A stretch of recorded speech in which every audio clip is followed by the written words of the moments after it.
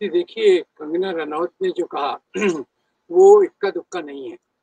मैं आपको बता दूँ कि बहुत बड़े प्रचार तंत्र के माध्यम से इस प्रकार की बातों को फैलाया जा रहा है और उसमें सुभाष चंद्र बोस का भी गौरवीकरण किया जाता है, सावरकर का भी गौरवीकरण किया जाता है, सरदार पटेल का भी गौरवीकरण किया जाता है और इसी बहाने वो गांधी और नेहरू पर एक प्रकार से आक्षेप लाना चाहते हैं। यानी उनकी कोशिश है कि गांधी की लकीर को छोटा किया जाए, नेहरू की लकीर को छोटा किया जाए और ये कंगना रनौत तो केवल एक ऊपर से दिख रहा है, पर इनकी जो शाखाएँ हैं, इनके जो मीडिया चैनल्स हैं, सोशल मीडिया है, सोशल मीडिया में ये चीज़ें भरपूर चलती रहती हैं, जहाँ ये बताने की यही कोशिश करते हैं कि आज़ादी के आंदोलन में नेहरू का कोई योगदान नहीं था, गांधी का कोई योगदान नहीं था। देश को अहिंसा के माध्यम से आज़ादी नहीं मिली। जैसे अभी सावरकर की फ़िल्म आई, वो यही आर्ग्यू करती है कि देश को अहिंसा के माध्यम से आज़ादी नहीं मिली, हिंसा के माध्यम से मिली। और नेहरू और गांधी ये जो जेल में रहे तो ऐश में थे और हुँ, जो भुगता जिन्होंने वो तो अंडमान की जेल में थी। इसी में एक हुँ, और बात कह दूँ कि इसमें ये भी प्रोपेगेंडा किया जा रहा है कि जो कांग्रेस का कोई व्यक्ति अंडमान जेल नहीं गया। तो मैं हुँ, यहाँ ब छोटी-सी बात बता दूँ कि अंडमान जेल किसको भेजा जाता था? जो क्रांति के माध्यम से यानी हिंसा के माध्यम से जो रास्ता चुनते थे, उनके लिए ही फांसी की सज़ा या अंडमान की जेल थी।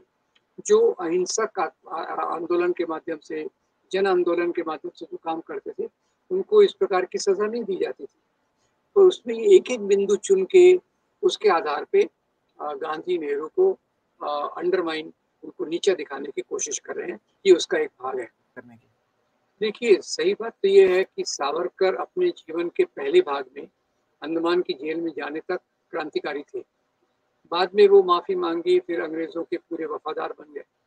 उसके अलावा आज़ादी के आंदोलन में हिंदू महासभा आरएसएस का कोई भी योगदान नहीं है। हुँ, वास्तव में ये चल के ब्रिटिश के हस्तक बने, ब्रिटिशों के पूरा इन्होंने साथ दिया। और जो हुँ, आज़ादी का आंदोलन था उसमें मैं केवल भगत सिंह को कोट करूँगा। भगत सिंह को जब फांसी की सज़ा अभी होने वाली थी, तो उन्होंने हुँ, अपने पिता को कहा कि देखो भई आज जो हमारा आज़ादी का आंदोलन है, उसमें महात्मा गांधी जनरल हैं और आपको उनका साथ देना चाहिए। इसी रास्ते से हमको आज़ादी मिली। दूसरा मैं कोट करूँगा, सुभाष चंद्र बोस ने जर्मनी से 1942 में जो ब्रॉडकास्ट किया था, तो सुभाष चंद्र बोस ने पूरे लोगों को आग्रह किया कि मैं भारत में नहीं हूँ, मैं आज़ाद हिंद फौज बना रहा हूँ, पर आप महात्मा गांधी के क्विट इंडिया मूवमेंट करेंगे या मरेंगे, भारत छोड़ो इस आंदोलन में पूरा-पूरा शरीक होइए। तो इसमें हुँ, कोई शक नहीं है कि हमको आज़ादी इस रास्ते से मिली। और देखिए, जहाँ तक हिंसक आंदोलन है, हिंसक आंदोलन में जैसे सावरकर का अभिनव भारत था, वो उनके जेल जाने के बाद उसकी कोई एक्टिविटी नहीं थी। हुँ, भगत सिंह को 1931 में फांसी हुई, उसके बाद कोई हिंसक आंदोलन नहीं हुआ। तो हिंसक आंदोलन था कहाँ? हुँ, 1930 के दशक के बाद हिंसक आंदोलन ही नहीं था। जो हुँ, आंदोलन था, वो तो महात्मा गांधी से प्रेरित था। 1942 का आंदोलन तो सबसे बड़ा हुआ, भारत छोड़ो और करेंगे या मरेंगे। तो ये सब एक छोटा-छोटा पुड़िया उठा के फेंक देते हैं और क्योंकि लोगों को वो पूरा चित्र नहीं दिखाते, तो उसी एक बिंदु के आधार पे लोग अपनी राय बनाते हैं कि हाँ, हाँ, नेहरू गांधी ने क्या किया। और ये इसलिए है कि अभी ये पहले आरएसएस 1960 तक चुनावी मैदान में इतना मजबूत नहीं था। हुँ, अब आरएसएस का बच्चा, आरएसएस का बेटा भाजपा ये चुनावी मैदान में बहुत मजबूत है। इसको अपनी ताकत बढ़ानी है, तो इसको अपने ये भी बताना है कि देखो भई आज़ादी के आंदोलन में तो देखो सुभाष चंद्र बोस को हम तारीफ़ करते हैं, सरदार पटेल की तारीफ़ करते हैं और सावरकर हमारे साथ थे वगैरह-वगैरह। तो उनको 2 इसमें उद्देश्य हैं। एक तो खुद की चुनावी मैदान में खुद की शक्ति को बढ़ाने की कोशिश करना। चंद्र बोस को थोड़ा शुरू से लेते हैं। सुभाष चंद्र बोस कांग्रेस के सदस्य थे 1939 तक और वो कांग्रेस में जो समाजवादी धड़ा था, उसके अध्यक्ष थे। कांग्रेस सोशलिस्ट पार्टी के वो काफ़ी महत्वपूर्ण थे और विचारों में वो सबसे करीबी थे जवाहरलाल नेहरू के। हुँ, इसका मैं उदाहरण बताता हूँ। 1938 में वो जब कांग्रेस के अध्यक्ष चुने गए, तो उन्होंने एक कमेटी बनाई, योजना समिति, जो बाद में चल के प्लानिंग कमीशन के रूप में बदल गया।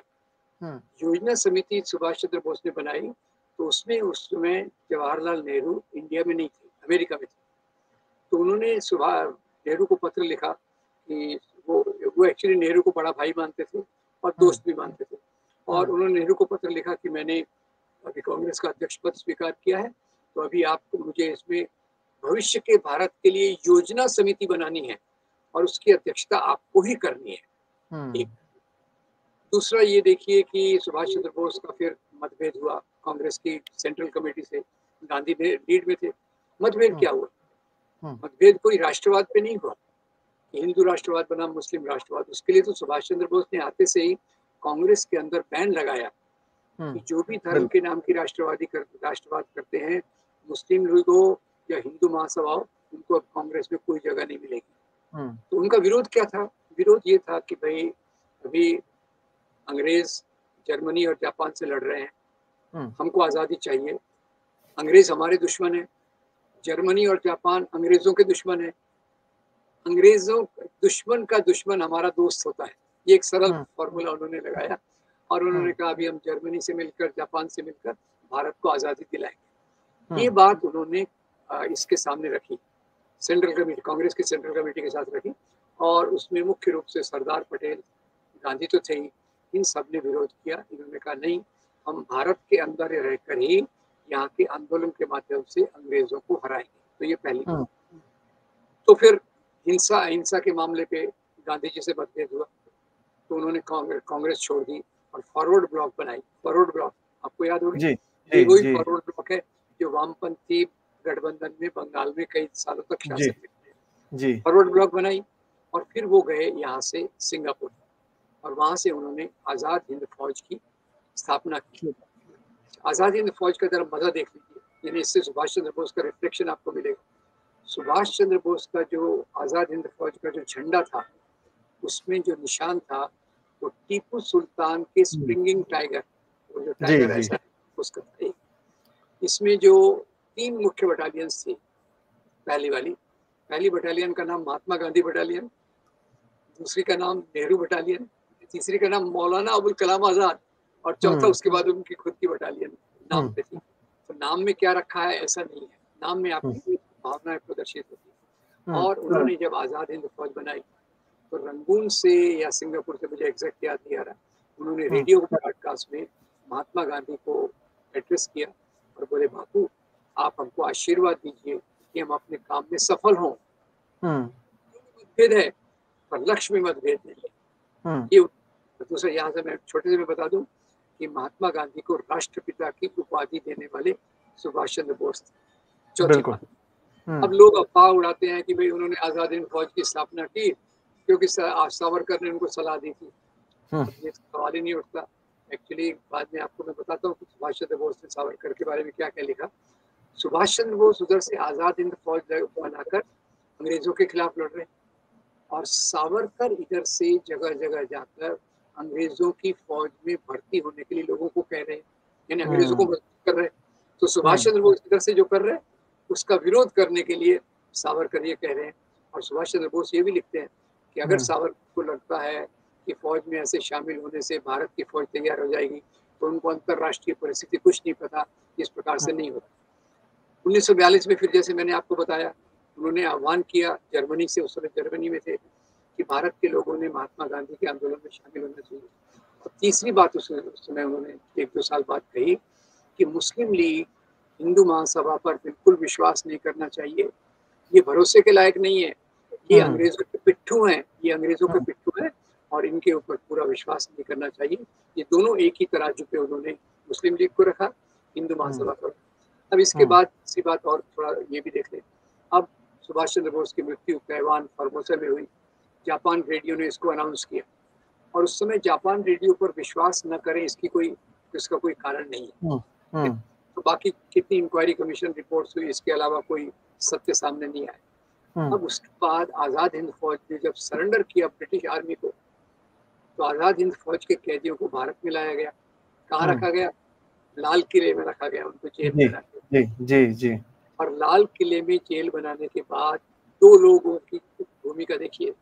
एक तो महात्मा गांधी उनसे मिलने जाते हैं, उनके साथ हंसते हैं, बोलते हैं, उनका दुख साझा करते हैं, पूछते हैं दोस्तों आपको जेल में मुख्य तकलीफ क्या है? तो कैदी लोग मजाक में कहते हैं बापू हमको यहाँ बड़ी समस्या है, हमको जो चाय मिलती है ना वो हिंदू चाय और मुस्लिम चाय मिलती है अलग-अलग। हुँ, बापू ने कहा आपने तो वो चाय फेंक देना चाहिए। तो हुँ। कैदी लोग जवाब कहते थे बापू हम उसको फेंकते नहीं है, हम उसको मिक्स करके मिला के पी लेते हैं। तो बापू बहुत खुश हो गए इस बात से। दूसरा इस समय जवाहरलाल नेहरू ने एक इनिशिएटिव लिया। उन्होंने जी। आज़ाद हिंद फौज के बचाव के लिए कमेटी बनाई हुँ, कि जो आज़ाद हिंद फौज के कैदियों के मुकदमों को लड़ेगी। और जवाहरलाल नेहरू तो खुद वकील थे और हुँ, इतने सालों से वकालत छोड़ चुके थे। आज़ाद हिंद फौज के लिए उन्होंने फिर से वकील का चोगा पहना। हुँ, वो हुँ। कैलाश नाथ काटजू और एक भोला भाई देसाई, ये तीनों ने मिलकर आज़ाद हिंद फौज के लिए पूरा ये किया। और थोड़ा आगे बताता हूँ, जहाँ तक समाजवादी विचारों का सवाल है, मैंने आपको पहले ही बताया कि हुँ। योजना में उन्होंने सुभाष चंद्र बोस ने जवाहरलाल नेहरू को लिया और दोनों में बहुत गहरा तालमेल था।